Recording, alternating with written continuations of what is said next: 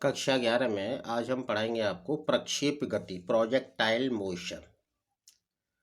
प्रक्षेप गति क्या होती है कि जब किसी पिंड को एक प्रारंभिक वेग से ऊर्ध्वाधर दिशा से भिन्न किसी दिशा में, ऊर्ध्वाधर दिशा मीन्स लंबवत होती है ना, तो इस दिशा से अलग किसी भी दिशा में, यानी भिन्न, भिन्न का मतलब है किसी भी दिशा, अन्य दिशा में, ऊर्ध्वाधर न होकर किसी अन्य दिशा में, तो किसी दिशा में फेंका जाता है तो वह गुरुत्वीय त्वरण के अंतर्गत ऊर्ध्वाधर तल में एक वक्र पथ पर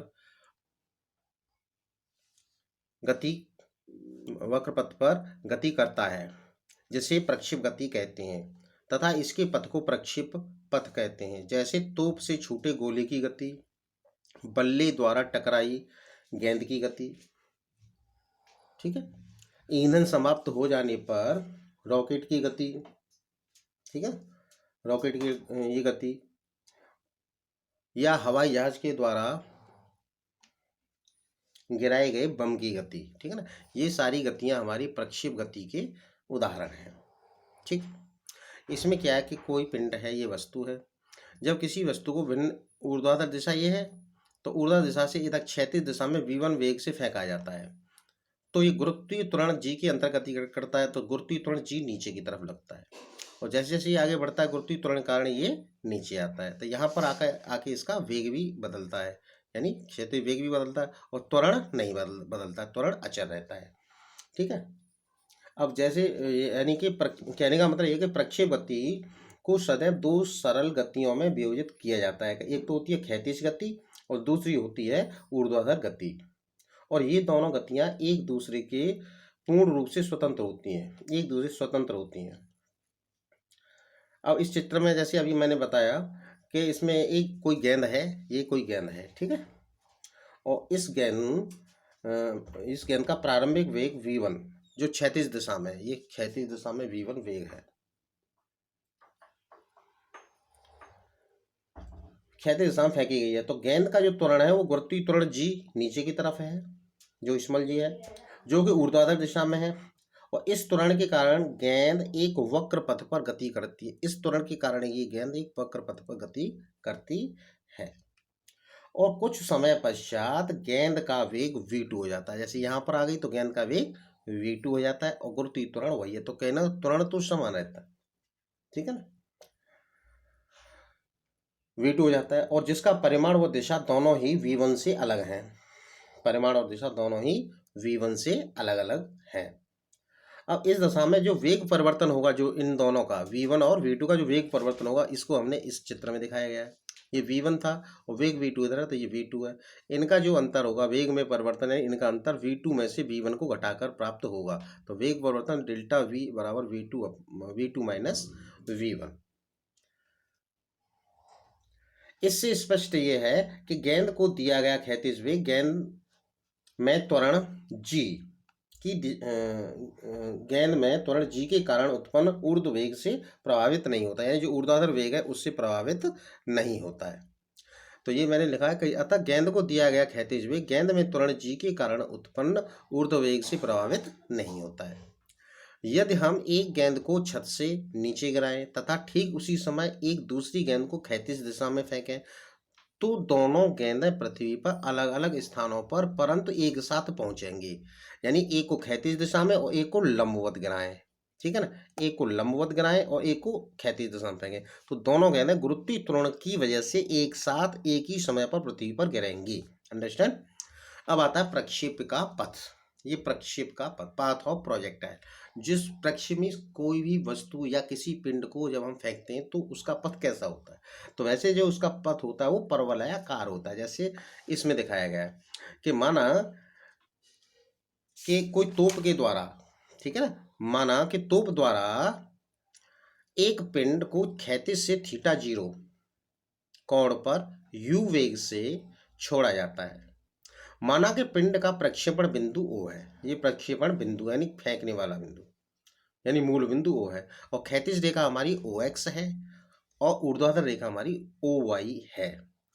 प्रारंभिक वेग u जो है इसको हम दो घटकों में विभाजित कर सकते हैं। एक तो ये क्षैतिज वेग, प्रारंभिक वेग u का क्षैतिज घटक ux और ऊर्ध्वाधर यानी लंबवत घटक uy, ठीक है। देखिए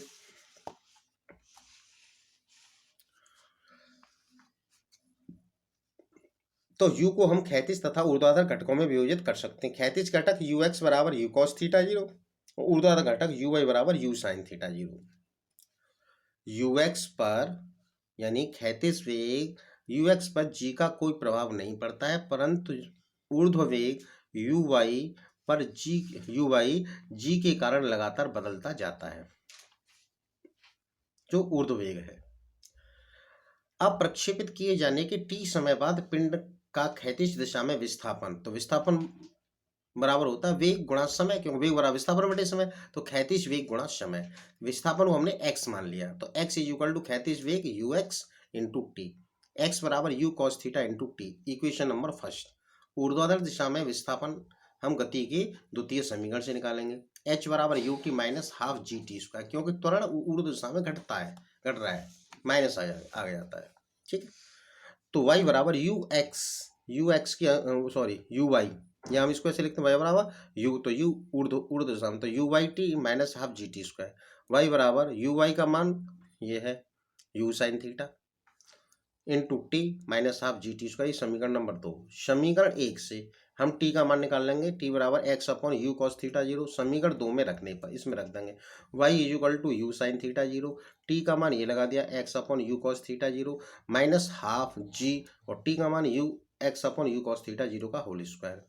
u से u कैंसिल हो गया, ये साइन थीटा बटे कॉस थीटा ये होता है टेन थीटा के, तो tan theta zero into x minus g two और यू स्क्वायर वर्ग लग रहा है u square cos square theta into x का वर्ग, तो एक्स स्क्वायर। ये जो समीकरण है हमारी, यह समीकरण एक परवलय को प्रदर्शित करती है। आप मैथमेटिक्स में 11वीं में जिन बच्चों के पास रहेगा तो गणित में पढ़ेंगे परवलय, ठीक है ना, एक चैप्टर है मैथमेटिक्स में, तो ये परवलय की इक्वेशन है। तो यह समीकरण एक परवलय को प्रदर्शित करती है। इससे स्पष्ट है कि प्रक्षेप का पथ परवलयाकार होता है। अंडरस्टैंड, कैसा होता है परवलयाकार। तो क्वेश्चन आता है कि प्रक्षेप गति क्या है, और प्रक्षेप का सिद्ध कीजिए कि प्रक्षेप का पथ परवलयाकार होता है। तो इस तरह से आप डेरिवेशन सिद्ध करेंगे, नहीं फॉर्मूला ड्राइव करेंगे। अब आता है प्रक्षेप का उड्डयन काल, फ्लाइट टाइम ऑफ प्रोजेक्टाइल। प्रक्षेप माने कण या पिंड का उड़ने का समय, यानी कि जितने समय तक पिंड हवा में रहता है उसे प्रक्षेप का उड्डयन काल कहते हैं। हवा में रहे जितने समय तक, ठीक है।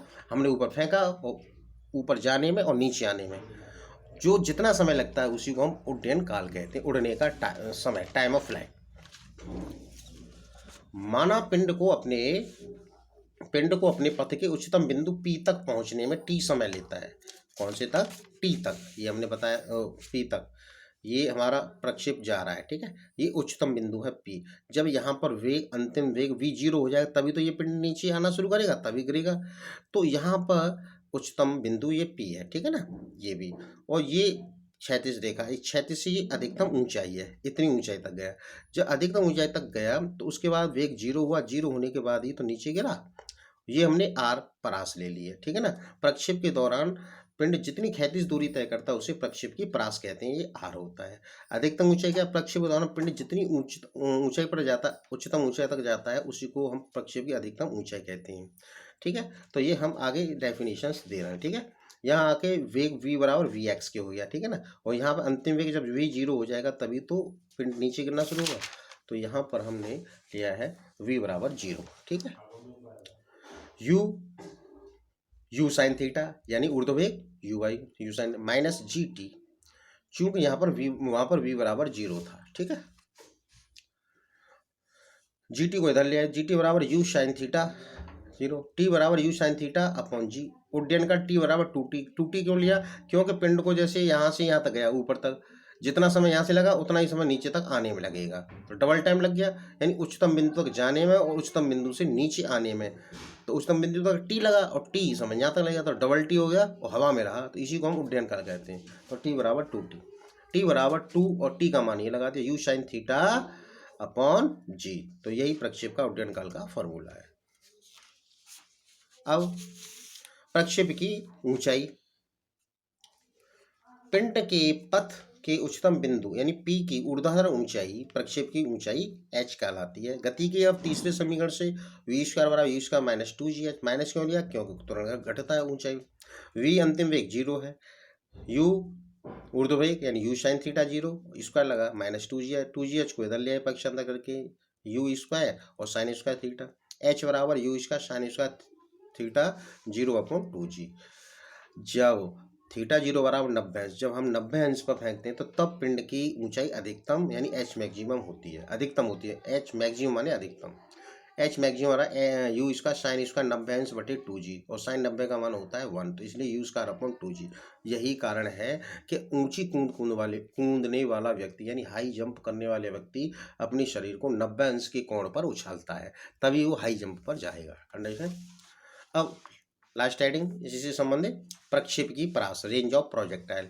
तो पिंड अपने उड्डयन काल के दौरान जितनी क्षैतिज दूरी तय करता है उसे प्रक्षेप की परास कहते हैं, इसे r से व्यक्त करते हैं। परास r बराबर होता है क्षैतिज वेग गुणा उड्डयन काल। r बराबर क्षैतिज वेग ux इंटू उड्डयन काल को t से व्यक्त करते हैं। ux का मान लगा दिया u cos theta 0 plus into और t का मान है 2u sine theta upon g, u square 2 लिख दिया sine theta 0 into cos theta 0 upon g u square. ये फॉर्मूला होता है साइन 2 थीटा का, साइन 2 थीटा बराबर होता है 2 sine theta into cos theta. Theta 0 लिया है क्योंकि ओ बिंदु से फेंका गया है, ठीक है ना। तो यू इसका साइन 2 थीटा अपॉन जी, ये प्रक्षेप की परास का फॉर्मूला है। अधिकतम परास के लिए साइन 2 थीटा बराबर होता है 1, तो साइन 2 थीटा बराबर साइन 90, एक मान होता है साइन की पंक्ति में 90 अंश का, इसलिए 2 थीटा 0 बराबर 90 अंश, थीटा 0 बराबर 45 अंश। तब अधिकतम परास होगी आर मैक्सिमम बराबर यू स्क्वायर अपॉन जी। इस फॉर्मूले में 2 थीटा और 90 अंश लगाएंगे तब यू स्क्वायर अपॉन जी आएगा। यही कारण है कि पृथ्वी पर लंबी कूद यानी लॉन्ग जंप करने वाला खिलाड़ी यानी प्लेयर पृथ्वी से 45 अंश के कोण पर उछलता है। 45 अंश के कोण पर उछलने पर सबसे अधिक दूरी पर जाकर गिरता है, यानी लॉन्ग जंप आता है। इतना आप लगा लीजिए।